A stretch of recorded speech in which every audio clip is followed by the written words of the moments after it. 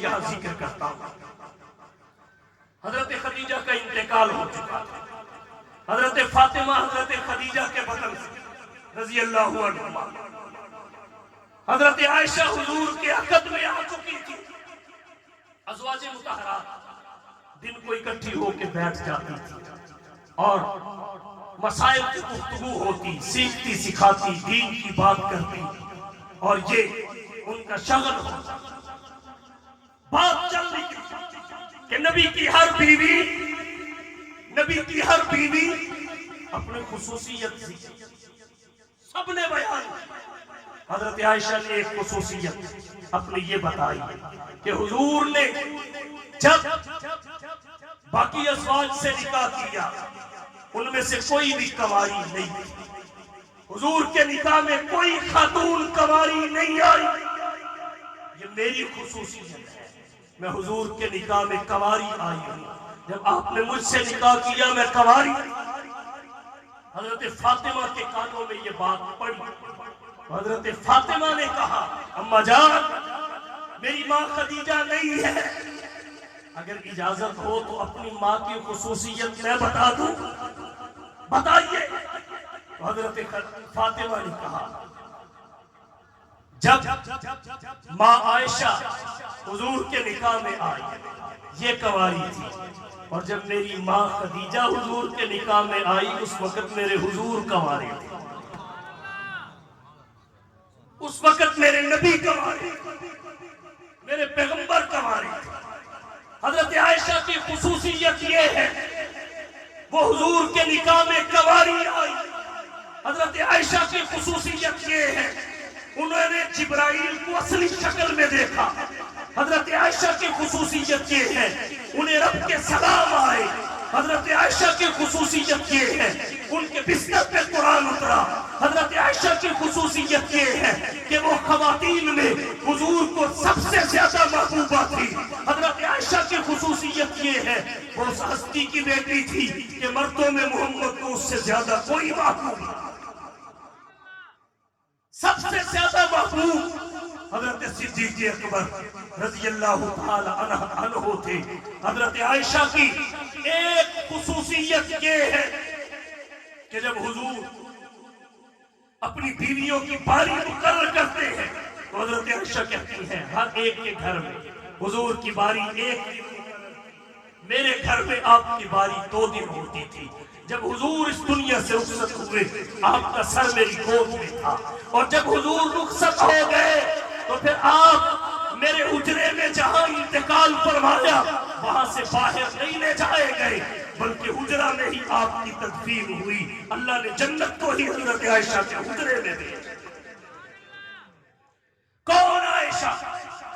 عروہ بن زبیر کا قول ہے ما رأيت أحدا عالم بالقرآن ولا بفریضۃ ولا بحلال ولا بفقہ ولا بشعر ولا بطب ولا بحدیث العرب ولا نسب من عائشہ، کہ میں نے ان سب چیزوں میں حضرت عائشہ سے بڑھ کے علم والا کوئی نہیں۔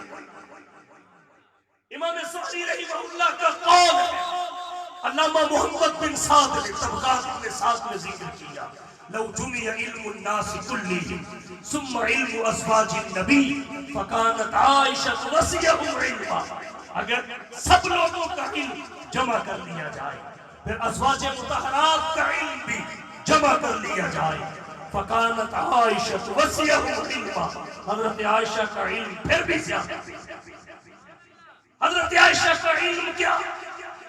امام زہری کہتے ہیں کانت عائشہ عالم الناس، حضرت عائشہ روح زمین کی سب سے بڑی عالم، یسألها الاکابر من اصحاب رسول اللہ صلی اللہ علیہ وسلم، اتنی بڑی عالمہ کہ اکابر صحابہ بھی ان سے مسئلے پوچھا کرتے۔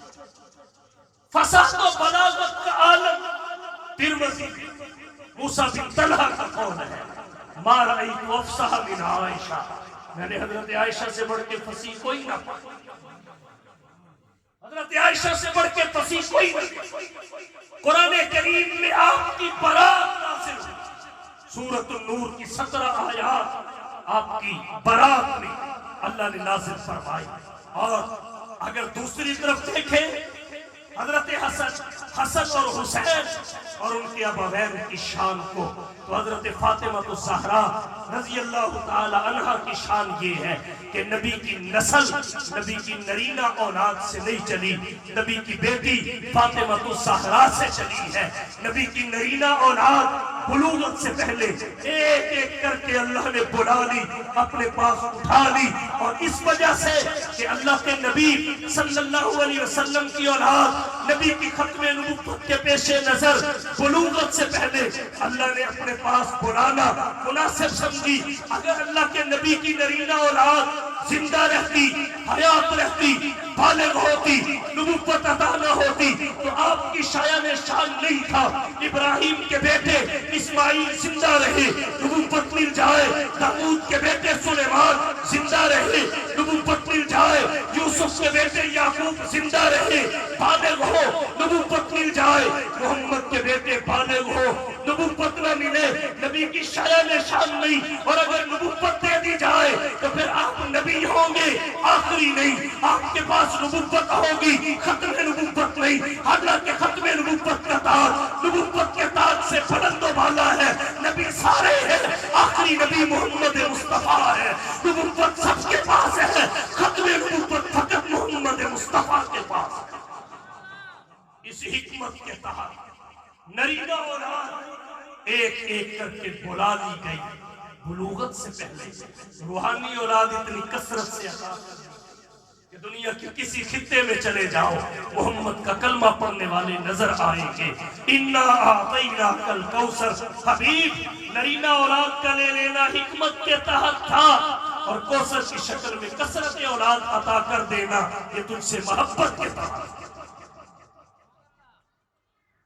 حضور صلی اللہ علیہ وسلم کی نرینہ اولاد اللہ نے لے لی، آپ کا نسب آپ کی بیٹی فاطمہ سے چلا، اور حضرت فاطمہ کے لیے حضور نے فرمایا الفاطمہ تو بذات منی، میرے جگر کا ٹکڑا۔ اور حضرت علی کے کیا کہنے، قرآن کریم میں ایک آیت ایسی بھی ہے 28ویں پارے کی سورۃ المجادلہ، جس کے بارے میں مفتی اعظم پاکستان حضرت مفتی محمد شفیع رحمہ اللہ فرماتے ہیں سوائے حضرت علی کے اس پہ کسی نے عمل نہیں کیا۔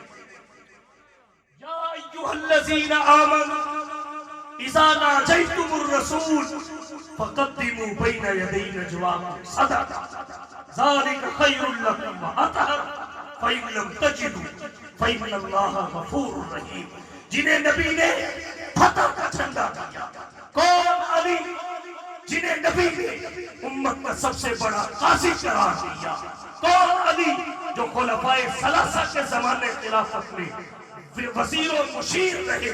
جعفر یار مطبوعہ تہران میں ہے، ان ابا بکر وعمر وعثمان یرفعون الحدود الی علی بن ابی طالب۔ اور جہاں اہل بیت نبوت کے حسین ترین افراد حضرات حسنین کریمین کی بات کی جائے تو فضیلت کے کیا کہیے، اس قدر فضیلت ولادت کے بعد آنکھ کھلی تو محمد مصطفیٰ کے چہرے پہ پڑی، اگر گھٹی پلائی گئی تو محمد مصطفیٰ کے ہاتھوں، اور پھر گھٹی میں پلایا گیا تو محمد مصطفیٰ کا وہ مبارک لعاب جو آپ کے منہ مبارک سے نکل کے کڑوے کنویں میں گیا، اللہ نے شہد سے زیادہ میٹھا کر دیا، حضرت علی کی آنکھوں پہ لگا، شفا کا سبب بنا، حضرت ابوبکر کی ایڑی کو لگا، زہر کے لیے دریافت ثابت ہوا۔ نام جن کے اللہ کے نبی نے خود رکھے، عقیقے جن کے اللہ کے نبی نے خود کیے، کون حسنین کریمین جنہوں نے نبی کے سینے پہ بیٹھنا سیکھا،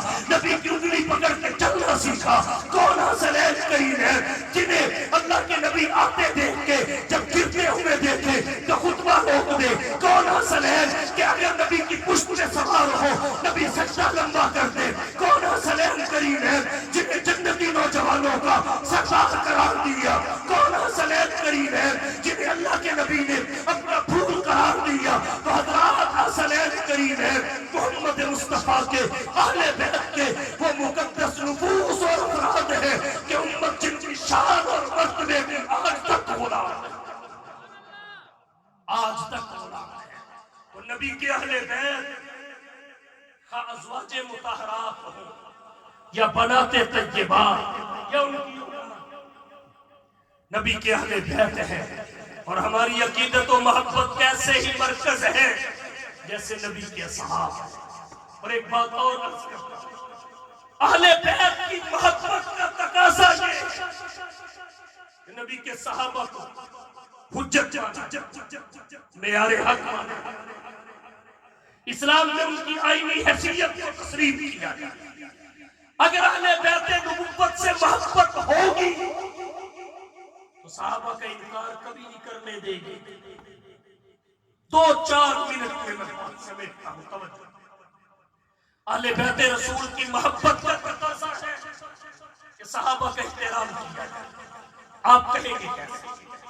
حضرت ابو بکر بیٹھے ہوئے تھے، کشف الغمہ، جلاء العیون اور بہار الانوار میں روایت۔ حضرت ابو بکر بیٹھے ہوئے، دل میں خیال آیا کہ حضرت علی بھی جوان ہے رضی اللہ تعالی عنہ، اور نبی کے گھر میں حضرت فاطمہ بھی جوان ہے، ان کی آپس میں شادی ہو جائے تو کتنا اچھا رہے۔ یہ خیال حضرت ابو بکر کے دل میں۔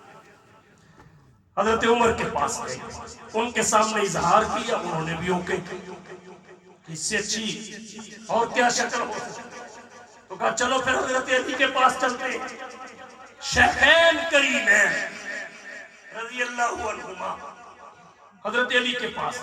کہا علی اگر ایسے ہو جائے تو پھر؟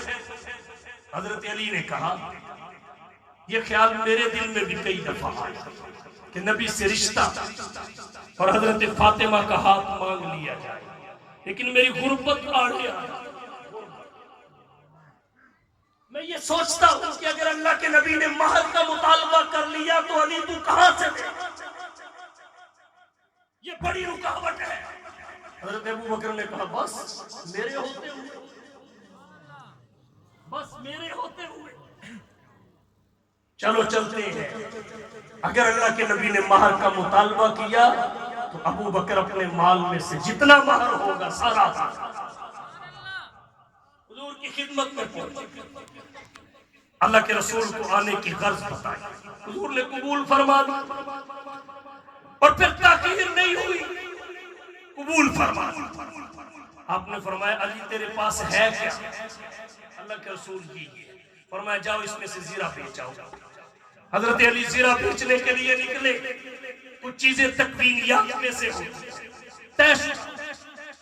اللہ نے راستے میں حضرت عثمان کو کھڑا کر دیا، خلفائے ثلاثہ، اللہ نے حضرت علی اور فاطمہ کے نکاح میں رکھنا اور اہل بیت کی محبت کے دعوے داروں کو مجبور کرنا تھا کہ قرآن و حدیث کی وجہ سے نہ صحیح، جن اہل بیت کی محبت کے دعوے دار ہو اس کے برقعے کی لاج رکھ کے ہی، ان کی محبت کے دعوے کی لاج رکھ کے ہی تسلیم کر لو، انہیں برحق مان لو۔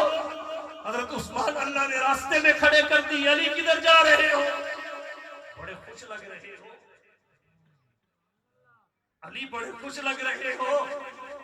ہاں عثمان، اللہ کے نبی کی لخت جگر سے آج میرا رشتہ طے ہے، یہ زیرہ بیچنے جا رہا ہوں تاکہ شادی کی تیاری ہو سکے۔ توجہ توجہ، یہاں کچھ لوگ حضرت عمر فاروق رضی اللہ تعالی عنہ، حضرت ام کلثوم بنت علی سے اس پہ اعتراض کرتے ہیں، اور وہ حرمت جو حقیقی رشتے پہ مرتب ہوتی ہے اسے روحانی رشتے پہ فٹ کرتے ہیں، اور اس رشتے کی تردید کے لیے یہ راستہ اپناتے ہیں۔ تو کیا میں پوچھ سکتا ہوں اگر یہی اصول بنا لیا جائے تو پھر اللہ کے نبی پوری امت کے باپ ہے کہ نہیں؟ بلند آواز سے، پوری امت کے باپ ہے کہ نہیں؟ ابو داؤد کی روایت ہے، انما انا لکم بمنزلۃ الوالد، میں تمہارے لیے بمرتبہ باپ۔ اور قرآن کہتا ہے ازواجہ امہاتہ، نبی کی بیویاں ان کی، کن کی؟ پیچھے بالمومنین کا لفظ ہے،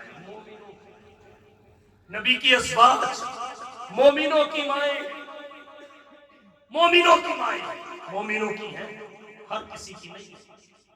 کچھ لوگ کہتے ہیں جی ہماری مائیں نہیں، ہم کہتے ہیں ہم نے کب کہا تمہاری ہیں، وہ تو مومنوں کی ہیں، مومنوں کی ہیں۔ تو اللہ کے نبی نے فرمایا انما انا لکم بمنزلۃ الوالد، اور قرآن نے کہا ازواجہ امہاتکم، ازواجہ امہاتکم۔ اب نبی کی جو بیٹیاں ہیں اگر اس اصول کو قبول کر لیا جائے، ایکسپٹ کر لیا جائے، تو پھر وہ امت کی بہنیں بنی کہ نہیں بنی؟ بلند آواز سے، امت کی بہنیں بنی کہ نہیں بنی؟ تو پھر کتنا بدبخت ہوگا جو یہ کہے گا حضرت علی نے فاطمہ سے نکاح کر کے بہن سے نکاح کیا ہے، جیسے یہ کہنا بدبختی ہے، ویسے ہی حضرت عمر کا حضرت ام کلثوم بنت علی سے نکاح کے بارے میں تبصرہ کرنا یہ بھی بدبختی ہے۔